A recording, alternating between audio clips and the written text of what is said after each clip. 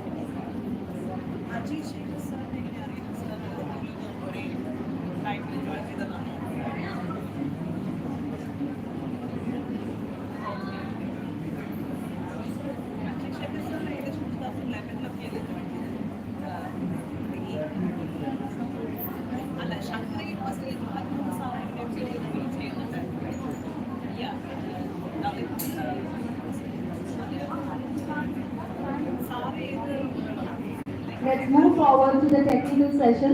May I now invite Dr. C.G. Shamala to take over the session.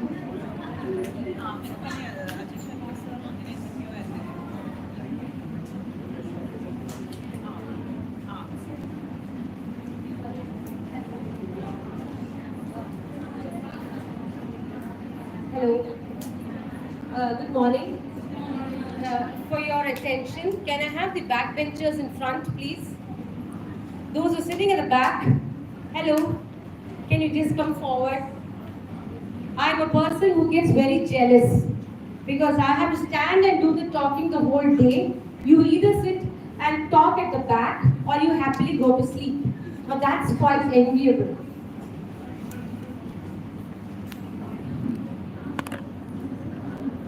Please come to the front.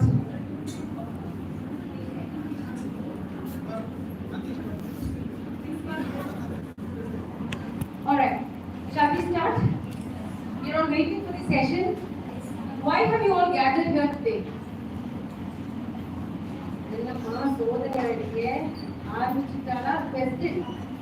Why have you gathered here today?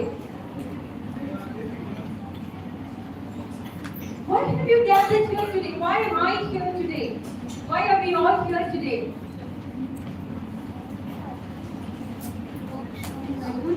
So my audience is not going to speak at all. So you're going to punish me by making me talk the whole day. Please give me, let's be quick. Just sit straight, everybody.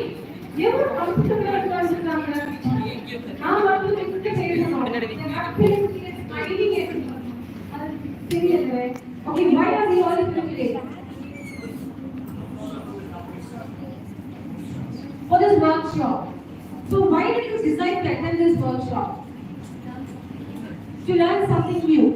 Now whenever we think of learning something new, we must understand that we don't learn anything new. It's just that we learn what is there from a newer perspective or from a fresh perspective. So I am here today. In fact, we are all here today to share our experiences on something known as research. Have you all gone through the NEP 2020? Have you all heard of the National Education Policy 2020? You see the white chair here? I'm not very young like you, quite old, so I don't hear well. Will you be louder, please? Have you heard of NEP 2020? Yes or no? Louder. No doubt. Manjula ma'am mentioned in the morning. Come on, speak loud, speak loud. Yes or no? Not enough. Louder, please. Yes, ma'am. You have heard so much of NEP. So what does NEP say? Can somebody tell you? What is laid down in NEP? What does NEP focus on? How has education revolutionized by NEP 2020? Can anybody give me one or two points? Now this is not going back to Gurukula system. In what sense?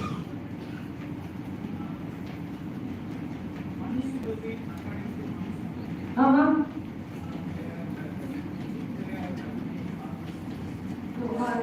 Let's not go into spelling out. So that will create a very awkward situation.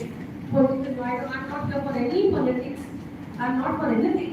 I just want to say anything has formulated a system of education where we are going to do degree for 3 years, as we have been doing. It could be semester-wise or otherwise.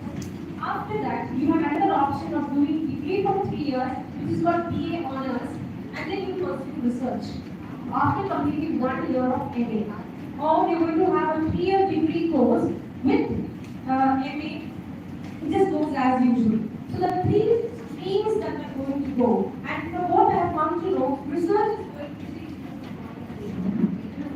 various schooling. So we are going to have research. Research is going to be given a lot of importance. Why? Why? Because of globalization, you mean research? See, legal benefits are there. We don't compete. Now, as it is globalized world, we only exchange information. So, why? My question is, why is research important? Now, for the audience here, there is no answer correct, no answer wrong. This is a discussion between me and you. Please feel free to open up. Sabir will not say anything. He is giving the session to me. He said, ma'am, he no political. I'm going. So it's only between us. Can somebody tell me why is research important? It uplifts the people. Can you give an example of research that uplifts the people? Okay, let's forget vaccine. I'm not a picture now. Because this is what NEP is going to do. It's going to merge the differences between science and arts, science and humanity. So everything is becoming interdisciplinary. Earlier, when we used to do research, it used to be something just pure research, pure English. But now everything is interdisciplinary. So when you talk about vaccine or when you talk about something related to science, you have to merge it with the humanities. So that's why I decided to take up my topic as fundamentals of research. Now when I say fundamentals, it doesn't mean the basics. Because I'm sure most of you here are the PG students or those who aspire for going into higher studies. So let's look at the slides. And as I move on the slides, I believe we can have a discussion. Right? Both of us. Is that fine with you? Please don't keep your pen or pencil. I don't want anybody to open their pen. Everybody does it. As if I have written some detailed answer. No, close it. Sabir sir, you have to distribute the materials to all the students. Close your pen or pad or whatever. And just pay attention and please be responsible. That's what I want. Shall we do it that way? Then we want to first slide. Now, the first important thing that can notice in research is writing. Now, have you heard of Francis Bacon? What does Francis Bacon say about reading and writing? Going back to your reading. Reading does not make a good man. Writing is most important. Yes. Writing makes a person exact. Now, what do you mean by exact? Exactness is giving importance to the felicity of expression by using proper language. So, how is it that you are able to do it? And when it comes to research, anybody can do research. You know that? It's not that you need to be a high-profile person to do research. The only most important thing is logic. How are you able to arrange your arguments logically to arrive at an argument or to arrive at a thesis? So, the first important thing that is required is the idea of writing. And what sort of a writing? Casual writing, but it's called academic writing. Now, the word academic means it's nothing but related to a higher order skill. You heard of HOTS, higher order thinking skills? That's clearly you have heard of that. In college, you talk about higher order writing skills, which is purely academic. It has to be serious and formal, that is, it has to be objective in nature. You cannot say I, no. It's only a findings. It's a gradual movement of findings. Like you write something, coming from a hypothesis, you arrive at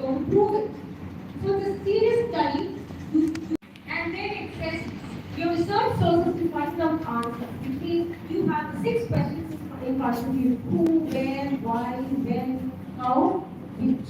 All these questions are there in front of you. You have made use of these questions to probe further and further into what you want to discuss. And most important is you want to think clearly and logically. Remember, no research begins by thinking clearly. It's everything is very vague. You have to keep probing and asking questions for yourself to correctly formulate something you want to do. Next one. Yes. These are the types of activities I think. I don't want to go deeper into this because the next session my master will go into the specifics of academic writing. I thought I would start with academic writing because this is fundamental to research. Different types of academic writing you see here, they're all different.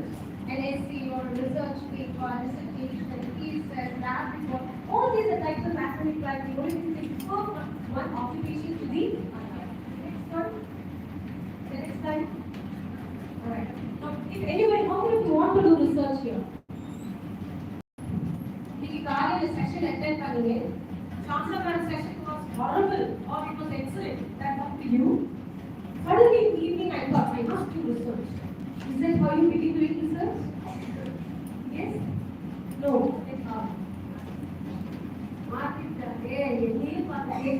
I don't know what to say. Yes, how do you do research then? What should you do before you begin research? One is, when should I get ready for research? That's the first thing. At which stage should I get ready for research? You have to make up your mind. Because research has two different types.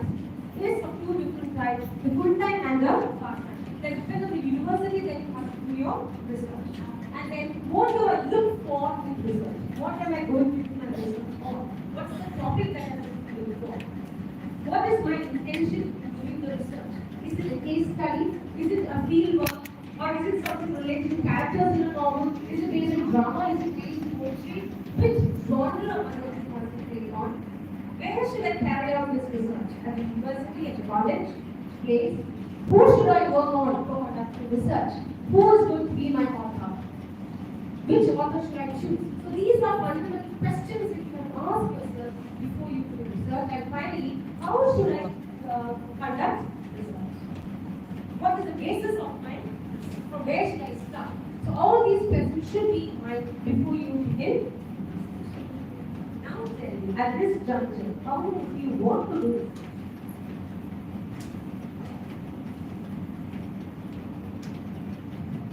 Where should I or do I? We or not? That's the question. They're all hamlets in the beginning. We procrastinate, select tomorrow.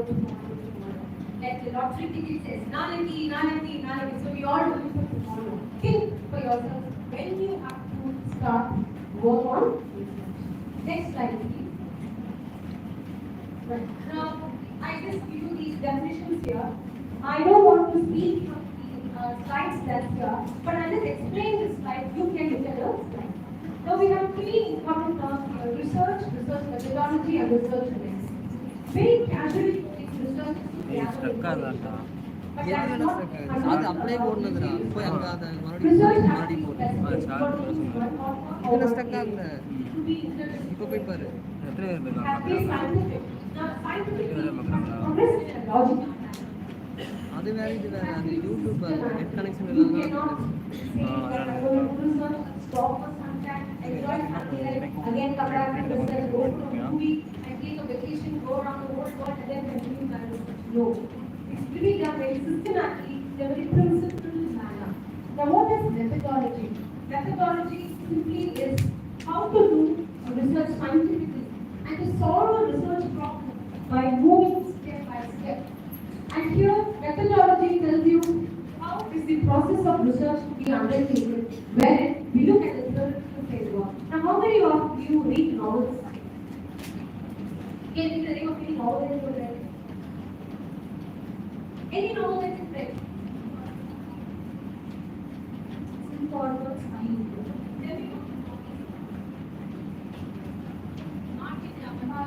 Forward is actually a hunter. Forward is actually a hunter.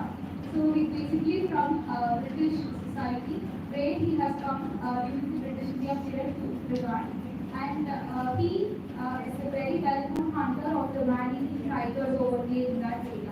So his experiences of hunting the tigers, he is explaining it through the novel with the names that he has kept for each tiger.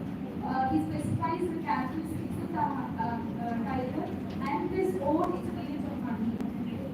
So she's just given us, I shouldn't say it's anything of that novel, probably just an outline of that particular novel. But from what she has said, can you find out some themes in what she has said? I will locate something from what she has said, or if you could do research on. Theme of who is isolated? He is living with tigers and he's a hunter. So how can you say he's isolated?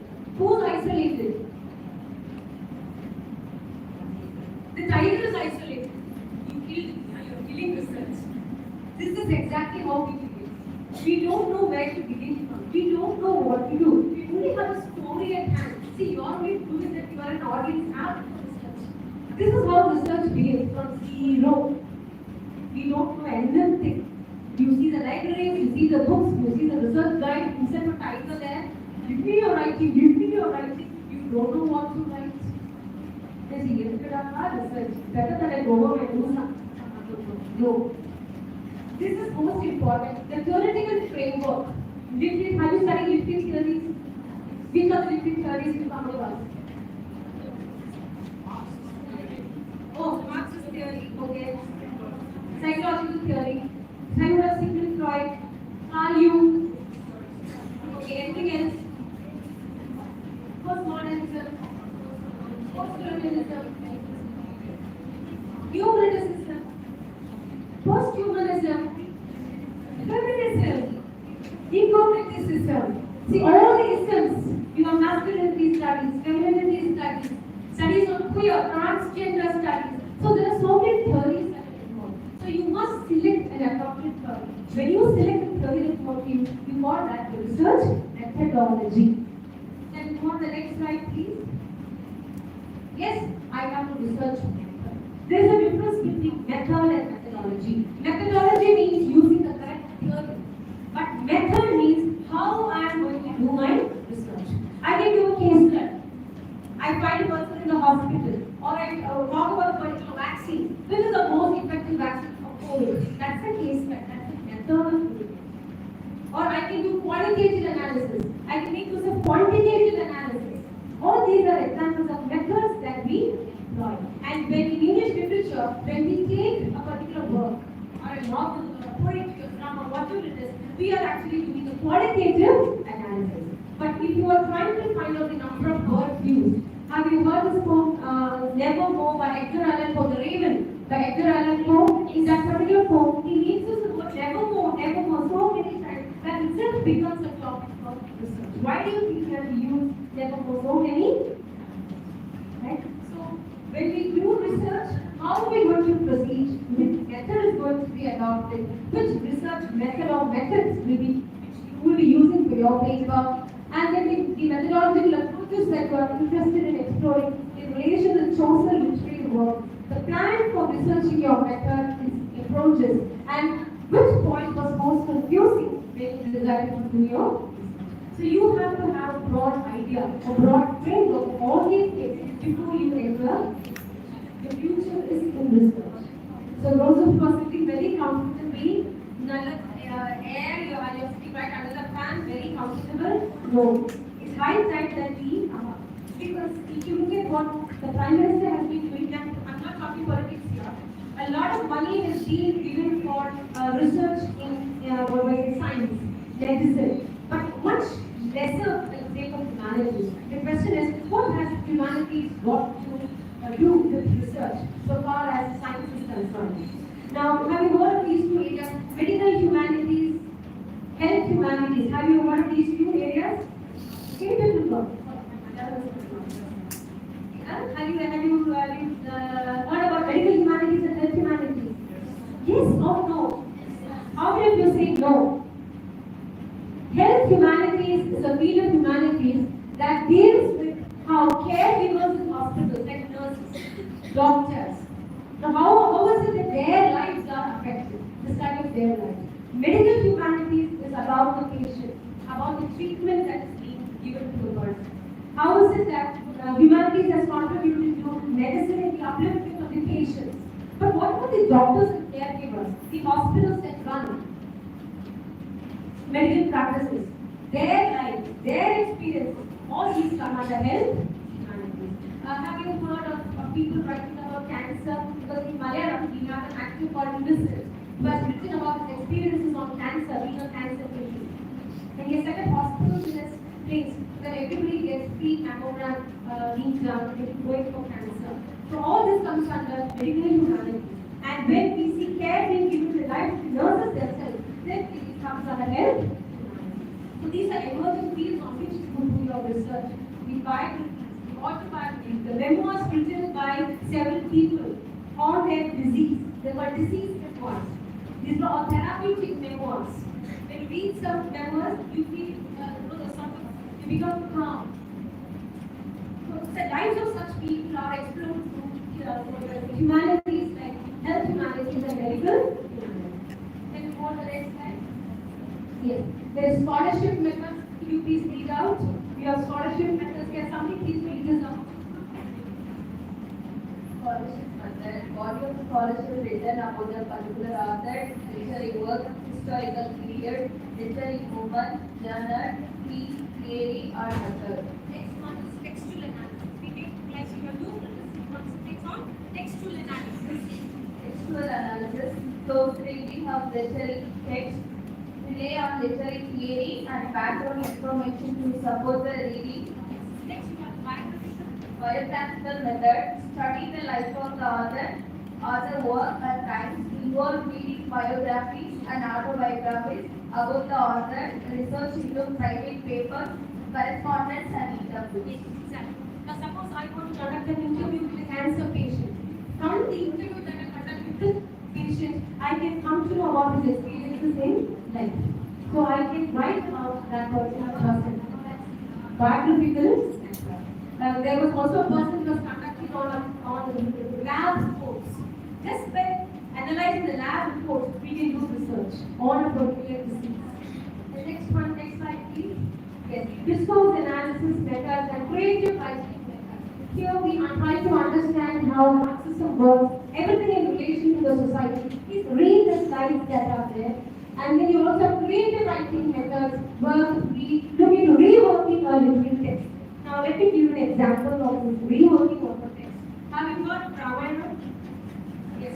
Ramayana has been told from the perspective of Sita. You have Sita now. We also have Ramayana being retold from some other marginal character's perspective. All these are creative writing, examples of creative writing. Remember the writer Anand Neelakanthan. He has written so many novels based on what do I say, characters from the Ramayana. And you also have the Shiva trilogy. Who has written the Shiva trilogy? Amish Tripathi has also written on the Shiva trilogy. There is another, just as you have the Shiva trilogy, you have something else from the other. Can you think of another trilogy that's famous these days? Dance of Shiva comes under Shiva, but I'm talking the other. No, this is another trilogy. Just like Ponniyin Selvan is not a trilogy. It talks about history. But I am concentrating on a particular work of art. Just like you have a trilogy, you also have another trilogy.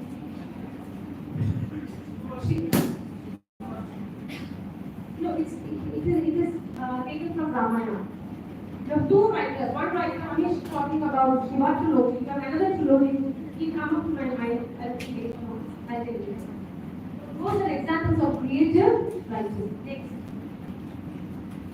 Yes, advanced research. Like archival methods. You go to an archive, you go to a library, and from the letters gathered from there you get research. Computational methods. That is, you give examples of statistical analysis. Next slide. Ethnographic research. This is you go to an institution where a lot of materials are there. You conduct interviews for online communities, interact with people, then history works. Visual methods. You have heard of graphic novels. Graphic novels. Have you heard of graphic novels? Novels where you have the most important one is drawings. You are just like comics. And you also have commentaries being made there. Effective graphic novels which uses panels, memes. So these are also excellent places where you can concentrate on to do research. All these are done as at an advanced level. Next. Next. Yes, I now come to literary research, which is analyzing a work from a specific point of view. Whenever you do research, you have hundreds of ways. How will you reach this college? You have so many ways to reach this college, isn't it? But what do we do in the case of research? We need to reach one point. We have several avenues. We choose the most effective way of reaching the similarly. When you do research, choose the most effective way in which you could do research to reach that particular topic of yours. And you should have a well-formulated methodology. Research is divided into two, extrinsic and intrinsic studies. Next slide. Extrinsic study is the study of the author, his views, and intrinsic study is important to technical aspects, his style, use of images, metaphor, myth, and narrative. We also have case studies and close reading, where you study works based on history. If you've heard of Victorian age, who was the most important novelist of the Victorian age? Thomas Hardy, Charles Dickens. And what is the hallmark of the works of Thomas Hardy? What is Thomas Hardy known for? What is characterized Thomas Hardy's novels? Highly pessimistic. Any novel written by a highly pessimistic. The Return of the Nature, Jude the Obscure, Test of the Turbulence, Far from the Madding Crowd. Now let us compare him with Charles Dickens. I know Oliver Twist. My question is this: you compare both of them. What difference do you find? Charles Dickens is who's a social realist? Who talks about the Victorian society, the manners of the Victorian society. Oliver Twist, who asks for some food. It was Oliver who asked, isn't it? This audience is horrible, and I'm also sweating. Sit straight, everybody. Oh, sit straight. All the students, please stand up.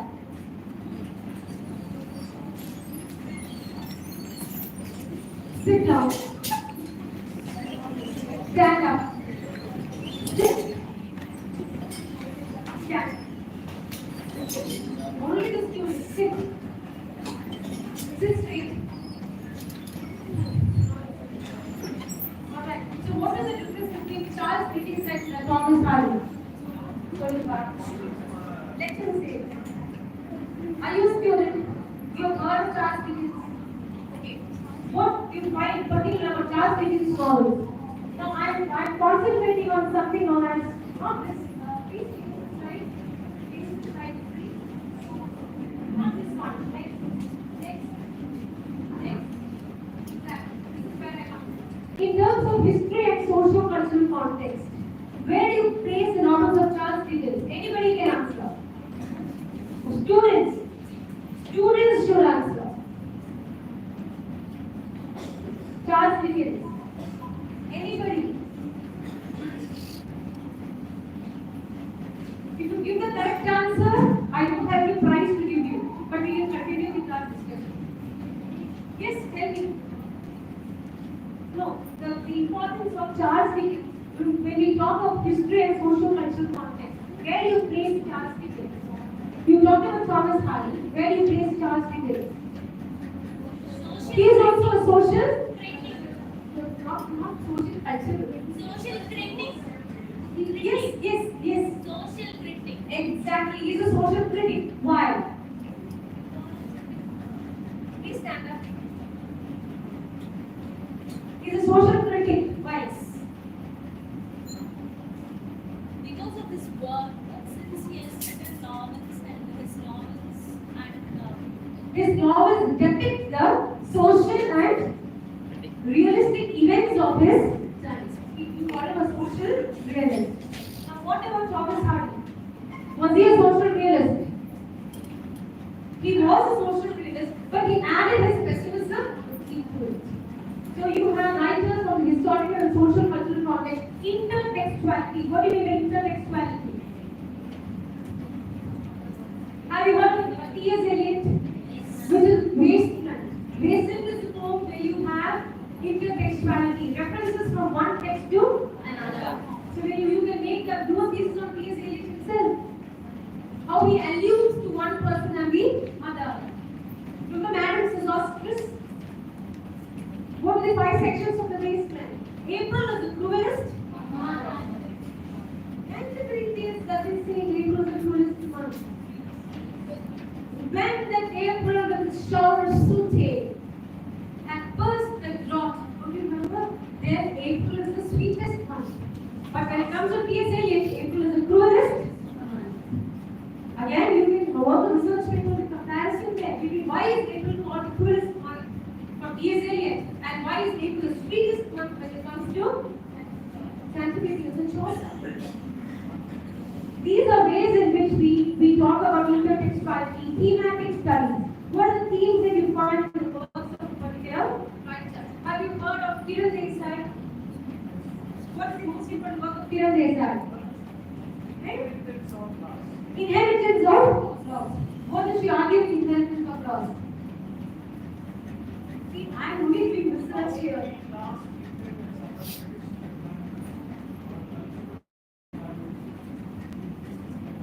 Great. This is not research. When I ask you questions, you brainstorm.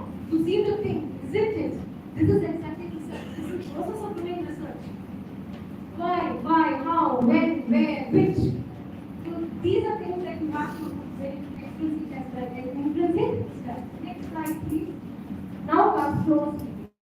Whenever you read a novel for research, analyze the text close. Look for words, look for metaphors, look for similes, look for the figurative language there, look for rhetoric. It will speak volumes about what the author actually wants to tell us. Analyze everything in detail. Now you start building, taking blocks. Build a foundation and then you start building your argument. Most important is close, be careful, and then make observations on the structure, organization, language, the content, literary devices, the speech, the imagery, the symbols that are used. All these are done as part of research. That's why. Have you all done any project for degree? Yes, we begin by doing projects for the MA and the UG and PG levels. We move on to doing an actual dissertation, which is not there now. Finally, we move on to a PhD. Now, when we do a PhD thesis, we narrow down our focus to one particular field. That is what you have to do. But before coming to that one specific point, you have to start a brief survey. You have to begin from the knowledge level understanding to the end of critical analysis level, which is at the top. So, then you can become a good. Next. Now, I'll just give you some examples here. These are the examples here. Case studies. You are geriatric skin. I will propose to approach. Temptation for the John Milton's Paradise Lost. I can do research on it. I can write a research paper, not a PhD thesis. John Milton's Cosmology in Paradise Lost. I can do research on that. How does he talk about cosmos?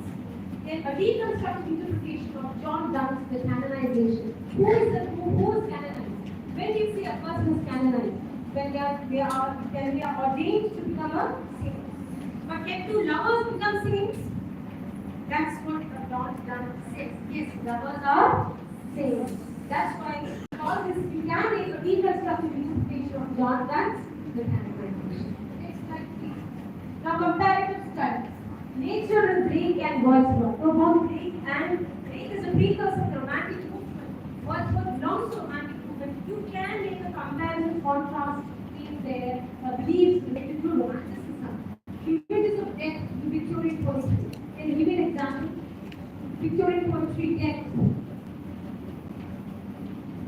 Can you give me an example of an American writer who talks of death and suicide? Sylvia Plath. Whereas what about there's somebody who talks about taking death carries me over, she says. Emily Dickinson. No, is she a Victorian? She's an American? Yes. I'm just giving examples so you lead from one author to the other. Angela Richard is going to get you.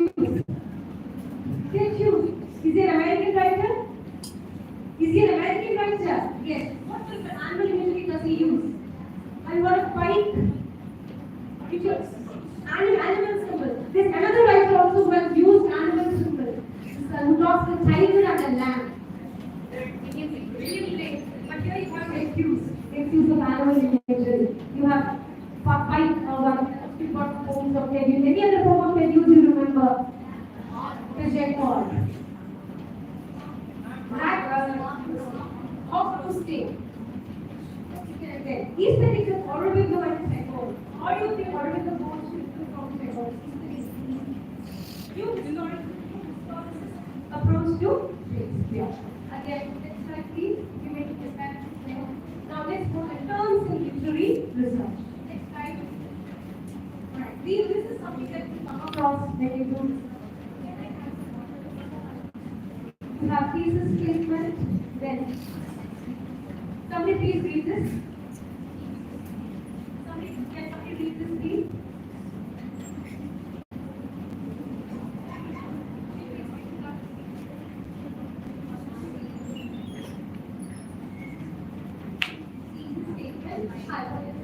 Viable topic, data collection, documentation, primary source, secondary source, bibliography, both sides. Next one. Assignment, project, term paper, presentation, abstract, thesis, synopsis. Exactly. So these are the terms that you normally come across when you do research. Now let's understand what is a hypothesis. What is a hypothesis? A hypothesis is something that you are going to analyze.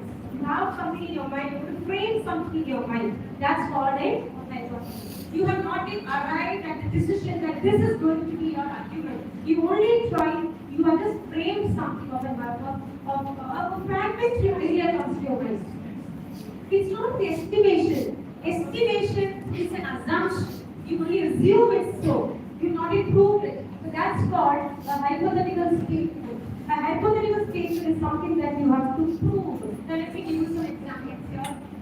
The sea as a benevolent or malevolent force riders to sea. Who wrote riders to sea? Yes. Who wrote riders to sea? Singe. It is Singe who wrote riders to sea. What happens to characters in riders to sea? They all die. Where do they die? See, how do they die in the sea? They have to cross the sea to go to Connemara, is it? And that's when they cross the sea, they all seem to die. So who's Moria? The mother, isn't it? So can you say the sea is benevolent to malevolent so far as this particular play is concerned riders to sea? Similarly, circumstances of fate as a cause of tragedy in Thomas Hardy's Test of the Devil. You can prove it. So these are just hypothetical statements. Ground zero literature. Ground zero literature is the literature that's written 9/11 attack. So the Twin Towers were attacked by the Islamic forces. You have ground zero literature. Landscape and environment, human intervention and destruction. Similarly, do you think it's because of human intervention and destruction? Representation of the masculine body, female gaze and subversion of masculinity. When it comes to masculinity theory from the sociological perspective, masculine theory from the psychological perspective, cultural studies perspective, gender perspective, queer perspective. In case of film studies, you have something called the male gaze. How is the female body objectified by the male? So you have studies related to masculinity, the masculine body, queer cultures, transgender, national, let us pronounce here, Holocaust and war. You have the Nazi persecution of the Jews. You have some graphic novels where they write about, remember, Mouse 1 and 2, where Art Spiegelman is a graphic novel that talks about the protagonist's father, who's a victim of the Nazi persecution. So how do graphic novels depict Holocaust trauma related to such events? Then, now I just have a quick and terms of topics that you find out. Representation of the LGBTQ plus comics to graphic novels, internet of new ways of literature, war and literature, dynamic literature, female masculinities. Now, female masculinities is related to both heterosexual as well as homosexual bodies. In both you do the treatment of violence and which is a very broad area. Next, the papers of modernism, role of colonialism in literature, mental health in modern literature. Why did Sylvia Plath decide to commit suicide and why did she commit suicide? How was her father a factor for her life? What can you talk about mental health? interest is concerned. That's why I said health humanities and medical humanities here. The influence of protest culture on modern resistance culture. How Indian novelists use subversion as a tactic. Salman Rushdie, for example. Then you have 20th century fiction and memory. You have something called memory writing, memory and post-memory. Post-memory is related to war, in relation to war. For example, we are not witnesses of the First World War or the Second World War. We have no memories of it. But when somebody in your family talks to you about that war, he keeps on talking to you about that incident, that whatever your father has experienced gets ingrained in your mind and you reproduce it. That's called post-memory. Post-memory is that. You also have represents gender in Gothic novels. Why is that you have always a woman who acts in a very frenzy manner is considered a witch? Why should that happen? So you have, how is it most represented? Can you give you a novel, a very old novel that is written Gothic? Not very nice, even before that. Frankenstein is not, that's something related to horror or ghost. You are talking about Gothic novel, something very old. Yes? The Castle of Otranto, Horace Walpole. Yes, Castle of Otranto by Horace Walpole. These are examples of Gothic novels and try to understand how gender is represented. Yeah, have you all read Hamlet? Talking sex. Now when you talk about Hamlet and Ophelia, Hamlet feigns madness. He is not mad. Ophelia turns mad. So how is Hamlet's madness interpreted and how is Ophelia's madness? There is a gender dichotomy. Madness is man, madness is women. It's so easy to say paikyakai, but it's so difficult to say paikyakai. Do we ever do that? No. Well, isn't it? Yes or no? So why is it that madness in women is devious, whereas when a man becomes mad, it's something very great? Similarly, the human body. Pushpan says, trained to Pakistan, is that the male body is energized because it has suffered. The female body that is subject to so many inhuman tortures is considered devious and defiant. Why? Such differences. Next. Right. Now I will just give a brief timeline of the literary periods. It's not that you don't know, but I get ideas when I read. You have modern criticism, formalism, and something please read through this. Modern religious idea of dynamics and tension, formalism, neo-criticism, neo-Aristotelianism, psychoanalytic criticism, Young criticism, Marxism, structuralism, economics, reader response criticism, feminism, post-structuralism, deconstruction, gender or queer studies, new historicism, cultural studies, post-colonial theory. So these are the different theories that have emerged all these years. Let me start from the beginning. We talk of moral criticism. Are you reminded of any critic who comes to your mind, early critic? And do you remember anybody who comes to your mind? Aristotle, Plato, Horace, Quintilian, Philip Sidney, all these characters. What about formalism, new criticism? New criticism, who are the American new critics? Who are the British new critics? New criticism, who are the new critics? Cam Brooks, which is essay by Cam Brooks.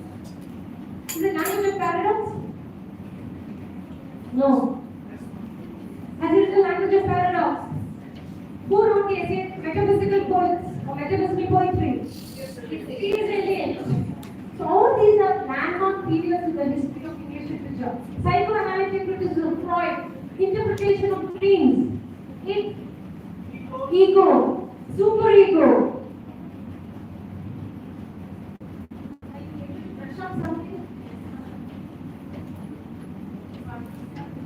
Oedipus complex, electron complex. Yes or no? Come on, why is this class horrible? You're not active enough. Can go the next one. Marxism. Marxism. Yes, Karl Marx. Das Kapital. Friedrich Engels. What does he say when talk about Marxist criticism? Social Marxism. Psychological Marxism. Then, structuralism or semiotics. Who is the most important critic under structuralism? Eh? Ferdinand Saussure, Lord Lévi-Strauss, structural anthropologist. How everything is structured, even language is structured. Then, reader response criticism. Stanley Fish, is there a text in the class? Then, feminisms. Now, why did I write feminisms? Because there are so many types of feminism. Which are the different types? Eco-criticism is eco-feminism. Now, first wave of feminism, second wave feminism, third wave feminism, French feminism, British feminism, American feminism. Remember Lucy Gregg, Helen Sixto, French feminist. Type of feminism, eco-feminism, Virginia Woolf. What does she write? This is Dalloway, the room of one's own. Julia Kristeva, who talks of the code. Which are the other feminisms that you know about? Marxist feminism, Tolstoy, sexual or textual politics. Mary Wollstonecraft, subjugation of women. Right. Then the next one is post-structuralism or deconstruction. Most important, Derrida, Jacques Derrida. What is this representative essay by Derrida? Structure, Style and Play, the discourse of human sciences. And who else do you remember under deconstruction or post-structuralism? Roland Barthes. He actually began as a structuralist, but later on ended as a post-structuralist. Then the next is, pardon? The Death of the Author by Roland Barthes. What does he mean by death of the author? And the text is written, the author is dead. How does he die? Did somebody poison him? That's his theory. No, but why does he say? When the reader can interact or interpret the written work. Exactly. It's through multiple interpretations that whatever the author views, that is sidelined. It's the reader who reads and interprets a text. That's why he makes a distinction between text and work. When does a text become a text? When does it remain as a work? From text to work, or is it from work to text? What is the name of that essay? The death of That is it, that is there. Is it from work to text or from text to work? work to text. From work to Text. text. Then, which is the next period after that? Gender and peer studies. What do we have in gender and peer studies? I don't have to tell you anything on gender and peer. Gender is, it includes masculinity, femininity as well as gender peer theory. Right? So when you talk of masculinity theory, you can interpret it from so many angles, sociological angle, psychological angle, anthropological Toni view. Morrison. Got it? Best example, Toni Morrison, American writer. Okay. She talks about gender equality. Why am I holding this? Okay, continue.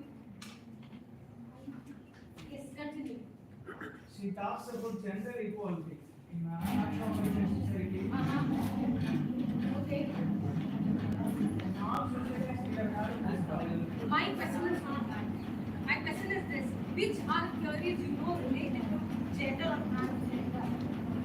Judith Butler. What is the most important work of Judith Butler?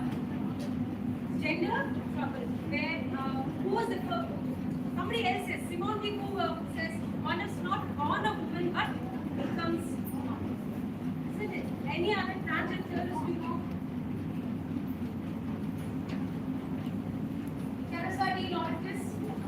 Teresa Lawrence. Coming out of the closet. Have you heard of the phrase? Come out of the closet. You have Teresa Eve Cedric Kosofsky. Again, another transgender theorist. All of them are enlightening us of different outlets that we have to study gender. Gender does not mean only feminism. Masculinity, feminism, gender queer. That's what we call LGBTQ+.